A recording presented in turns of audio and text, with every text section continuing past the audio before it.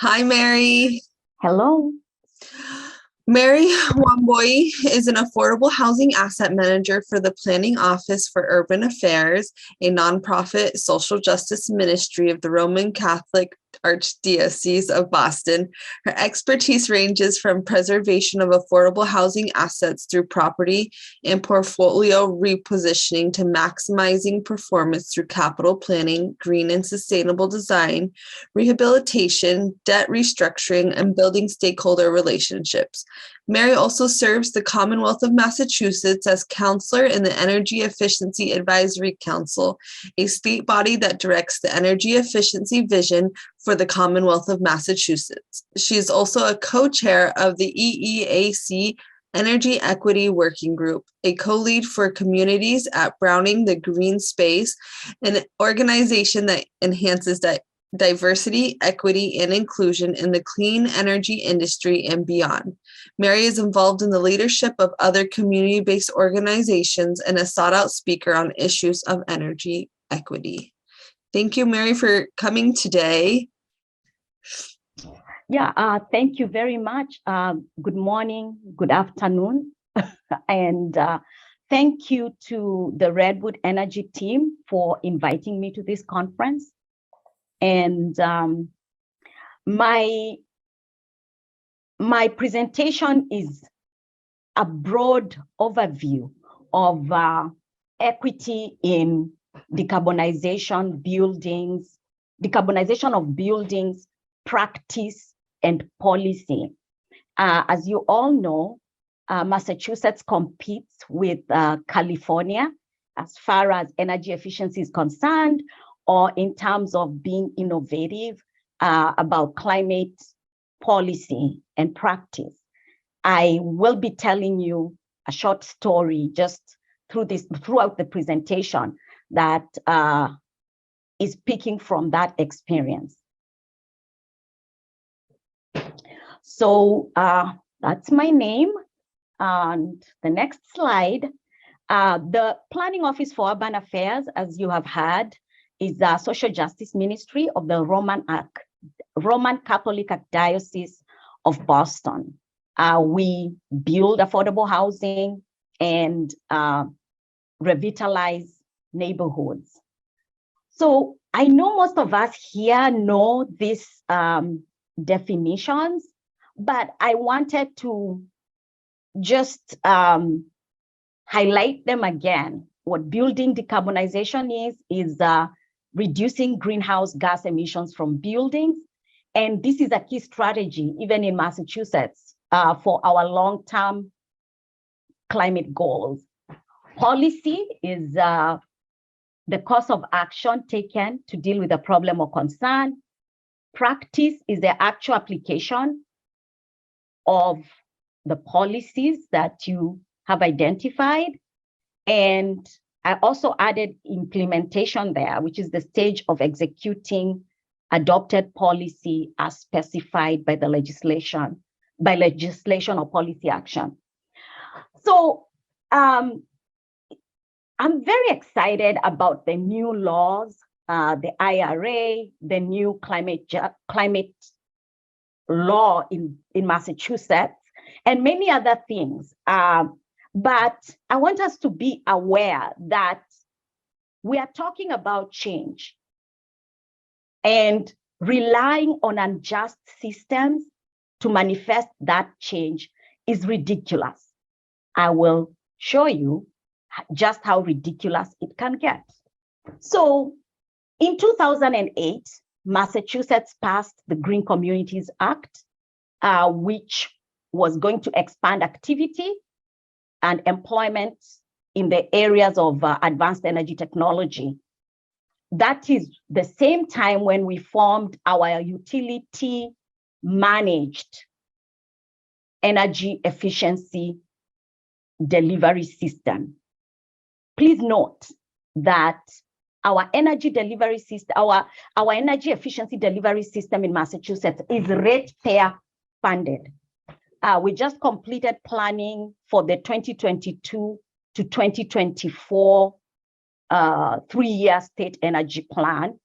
And it had a $4 billion budget. Put that number in mind, store it somewhere. We'll talk about that again. We then in 2021 created another act of creating a next generation roadmap for climate policy.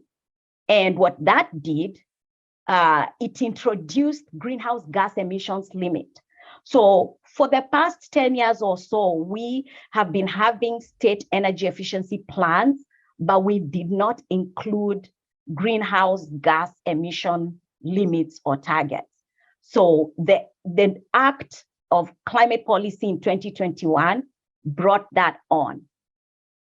Then in 2022, Massachusetts decided that it's not done with climate policy, and an act for driving climate policy forward became law.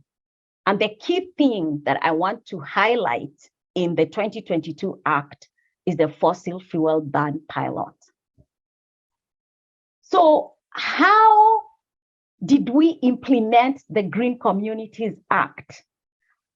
These are the results, not published yet, because most of these results were actually from advocacy. Our own utility companies have not given us this data. So on the slide, what you're looking at is when ratepayers in certain neighborhoods deposit, when they pay into the mass save system, that for each dollar, lower ratepayers, lower is where I live, we have received 59 cents to 66 cents in return. So we are losing money. But if we compare ourselves to a wealthy town like Andover, Andover is actually gaining money. For every dollar they invest, they get back about $1.83 in return. And this is the implementation of the Green Communities Act. This is how this great, awesome energy efficiency and climate-related law of 2008 has produced. Nobody needs to tell anyone that this is seriously unequal. Now, in the planning year of 2022 to 2024, after 10 years of advocacy in getting Massachusetts to include or target equity, because it was very clear, it's been clear for years that the poorer neighborhoods where they have more renters, low and moderate income households, and language isolated households, that they did not really benefit from this huge step towards decarbonization. As you all know, energy efficiency is like the fast fuel of decarbonization. And so if we have towns that are losing money, back to that slide. If you have Andover, wealthy town, benefited from that policy, lower, poor town did not benefit from that policy, it's clear to see that even as we talk about decarbonization, lower needs to do more or receive more in resources so that it can catch up with Andover, which is most likely very ready for decarbonization. So in 2022 to 2024, we decided to push so that the utility program administrators can receive their performance incentives based on equity benefits and electrification benefits. So we proposed more. We did not get much, but this is an example of how we are campaigning advocating for awesome climate change policies, but we don't quite spend time to ask ourselves who may not benefit from this policy based on how it is designed today. So that's one of the best states in terms of climate and energy efficiency systems. And you can see 10 years later is when Massachusetts is trying to catch up and distribute energy efficiency benefits equally across the Commonwealth. Not a very good thing. Now, let's talk about the new law, the 2022 climate policy that became law recently. This law has proposed a fossil fuel ban pilot in 10 cities. So on your screens, what I've done is that I've looked at the 10 cities or 10 towns that already have submitted their home rule petition to be allowed to ban fossil fuel hookups in new construction. As you can see, these are the most wealthy towns in Massachusetts: Newton, Brookline, Lexington, Cambridge. 71% of the housing units there, on average, together, these 10 cities have 71% owner occupied. The median home price is $1 million. The median household income, $131K. Percentage of residents or households that qualify for help or federal and state programs, 25.1. Number of subsidized housing, 10.3. Persons below poverty, 5.8. When this law was signed by the governor, a lot of us in the climate movement congratulated ourselves, I included. However, you can see that there's a problem here. These are the towns that don't like to build much affordable housing, even though Massachusetts has a serious housing crisis. They are also the towns that will most likely benefit with the amount of money we have deposited, we have invested in for heat pumps, for electrification in the 2022 to 24 plan. Let's see how the other poorer towns look like. Average owner occupied housing units, 45%. Median home price, $243K.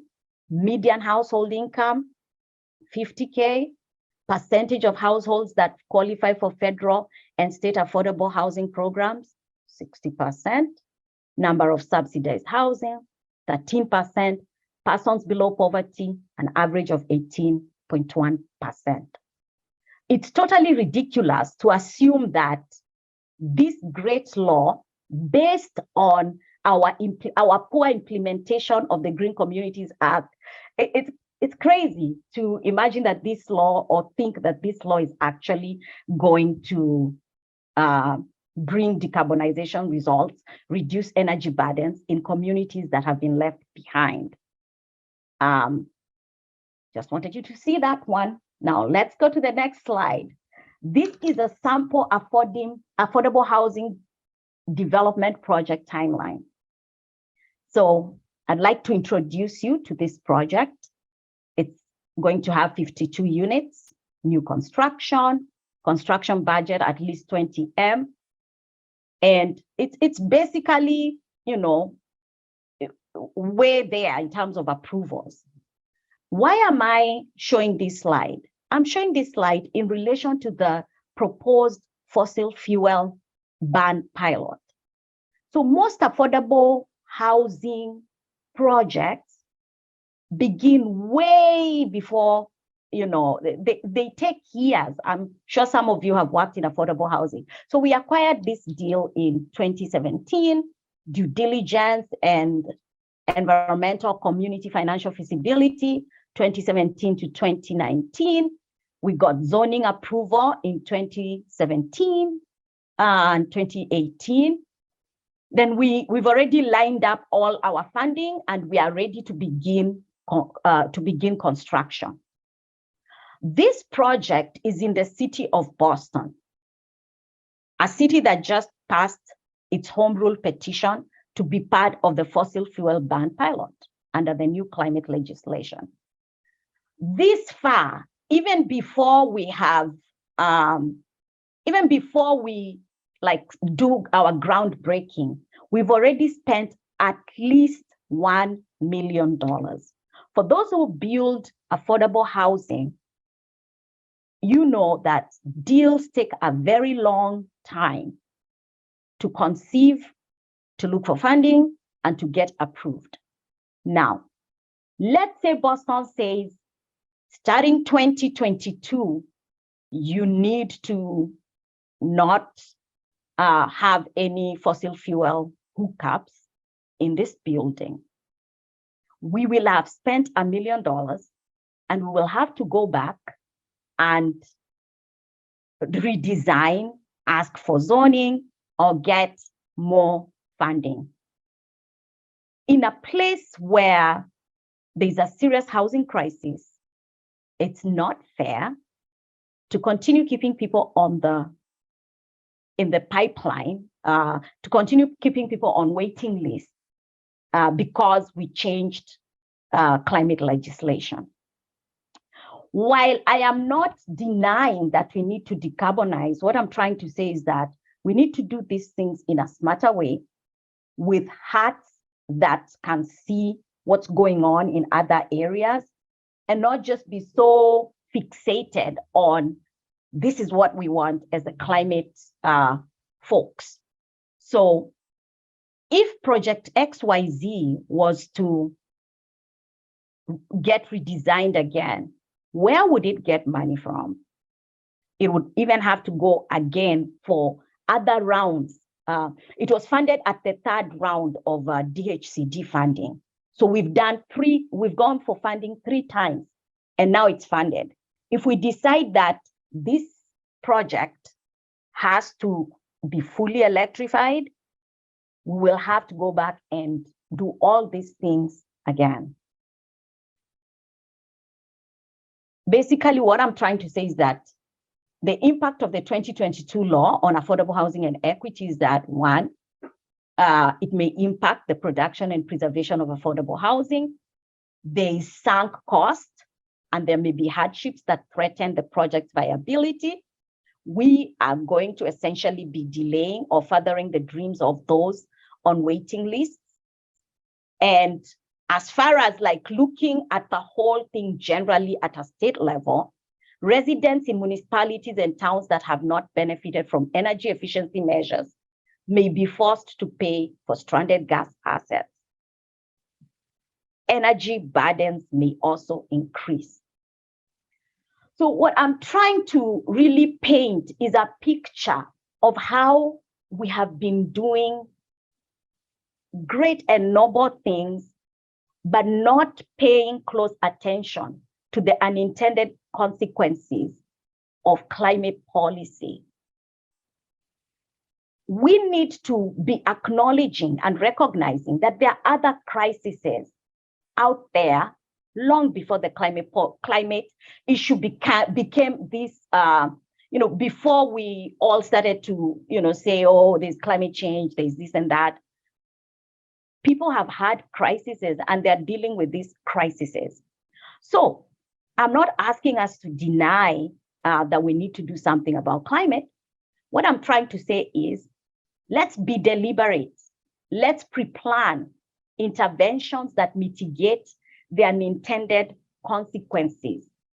Let's welcome those who don't seem to agree with the things that we are interested in.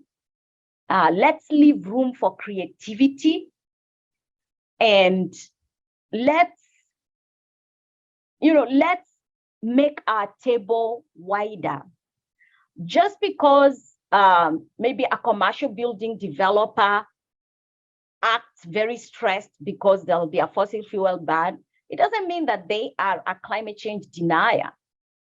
They're just having many other pressures and having many other things that affect their ability to deliver what the policy may be asking for. Finally, I love this proverb. It says, desire without knowledge is not good, and whoever makes haste with his feet misses his way. So let's make our circles wider, and let's stop expecting an unjust and an unequal energy or service delivery structure to deliver for us decarbonization that's equitable. Let's be bold, and I can give an example of boldness. We actually advocated for $12 million to be removed from our regular massive pot of money, and designated another agency that we think may do a better job in workforce development than the massive program. It wasn't easy, but we did it. So let's be bold. And yeah, that's all I wanted to say. Woo! Yay! Mary, that was fantastic. As a fellow, I do affordable housing also, right? That's our business. We support affordable housing developments, and this challenge of how to rapidly electrify projects, particularly when they're in design and funded. I feel you. We had a project recently where we had obstacles with the design team. They didn't want to build all electric. So the project, which was supposed to be all electric, got designed with gas anyway, even though that's not what the owner wanted. So it's like tension there. But then that only came revealed when construction was starting. So it's too late, right? And we were able to get a grant, but boy, was that a pain in the butt. Everyone got angry. No one likes to try to actually change construction while you're building it. Change the infrastructure, change the closets, change this, change the Title 24s, change your building permits. Wow. Which makes me wonder how long, because we both know like these 5-year timelines to get a project together. So how long do you think this problem is going to persist before the affordable housing developers specifically can change? It's like, is it a 1-year problem or a 3-year problem? So for us, because we agree that decarbonization is the way to go. So what we are proposing is an availability of resources at the state level that will basically allow us to go back and redesign the deal. Because we do understand that we don't want to build fossil fuel, we want to build fossil fuel free projects, but we cannot just be saying we don't want unfunded climate mandates. That's the thing. Yeah. So you think you might actually be able to get the budget that's appropriate to fix the problem, the unintended consequence, the point, the deep point of your presentation here. Yes, and also one of the things that I've been busy doing is talking to the Sierra clubs, Mass Climate Action. And so we've built a sort of broad coalition so that climate change advocates will understand that there are other problems in other sectors. But if we can all come together, we can make a much stronger ask. Mm-hmm. Because what happens is, if like the cases of you've seen that graph that shows people did not benefit as much in Lowell as much as they did in wealthier Andover. That's an implementation. It's an implementation issue that could have been dealt with at the onset of the Green Communities Act regulations and law. But now we are dealing with these things 10 years later. So it's ridiculous to actually think that without doing something major that we will pull Lawrence or Lowell up so that it can be like Cambridge or Andover. We will have two communities. We'll have the ones that use electricity and the ones that use gas. You don't want to see that picture. It's not beautiful at all. So I forgot to say one thing, one of the things we did with our 2022 to 24 energy efficiency plan is that we introduced equity targets. So our utility program administrators have to meet these targets. But this is what we should have done at the conception of the Green Communities Act, Yeah. Yeah. And we were all talking about equity 10 years ago, just not enough of not enough of us were. And I was going to say, SoCal Edison yesterday gave a very inspiring presentation on I think they have 10 or 9 different programs that they've implemented in response to George Floyd's murder. Like, it came out just 2 months after the murder, they changed course. And I'm wondering, this new program that you're describing, is it similarly in response to the Black Lives Matter movement, or is it more in response to this data that you're presenting? I'm just sort of curious about how has this change happened, the necessary change? It's really data. I think it was in 2017 or 2019, we've been advocating for equity for years, you're right. But we have a Department of Public Utilities that is run by former utility executives. And by the way, I have nothing against utility executives, but I've not seen them to be very positive when it comes to issues of equity in energy delivery. So that consistency and having a stronger voice in saying, no, this is not fair, this is not just.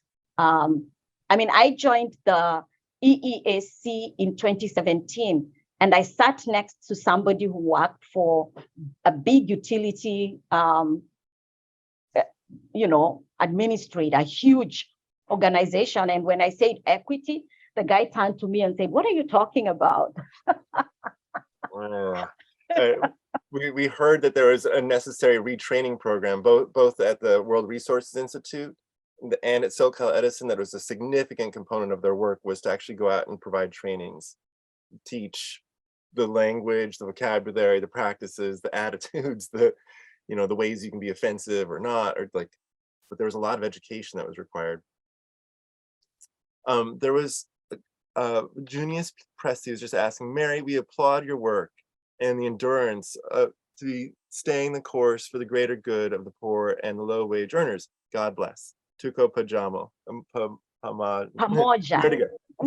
We are together. Do you know that phrase? Yeah, I speak Swahili. Oh, that's from Swahili. Okay, cool. Yeah. Well, apparently Junius does too. Okay, so then Tom Phillips is an expert in overheating and overcooling, buildings killing people for being lack of resilience. So he was curious, Mary, regarding electrification, does the stalled project include cooling, air conditioning? Does it factor in the life cycle increases in cooling demands and costs? This approach could help show how electrification with cooling and better passive cooling through design would lower energy costs and improve affordability. Passive house developers in the Northeast have shown how to do this even with the current weather files. So the question around cooling, what's... Tom, you should talk to me in private, but yeah, it includes all that. Our issue is not whether we want to build whatever needs to be built. The issue is we've spent money and we are going to be delaying people who are homeless. They'll stay longer in the waiting list. So as long as we have resources, we can do anything that needs to be done. Yeah. And just so you know, electrification in Massachusetts actually increases energy burdens by 3%. We've proved that. So. I see. So we are into the lunch hour, and deeply appreciate you. And I just want to say for everyone else, yesterday we saw there's like a 20-30% drop off in the number of people who are with us after we took a lunch break. And so just going to encourage everyone to come back because we have amazing presenters all afternoon. And I know some of you won't be able to, but nonetheless, I just want to encourage any of you who are casually trying to figure out, should I come back in 50 minutes? Please do, because it's amazing presentations that will continue. And Mary, thank you for your inspiring work. Asante? Oh, nice. What does Asante mean? That you just Thank you. Aw. And thank you. Thank you for your inspiring work. Thank you for complicating things that we don't make all these foolish mistakes without understanding and thinking and listening. Thank you.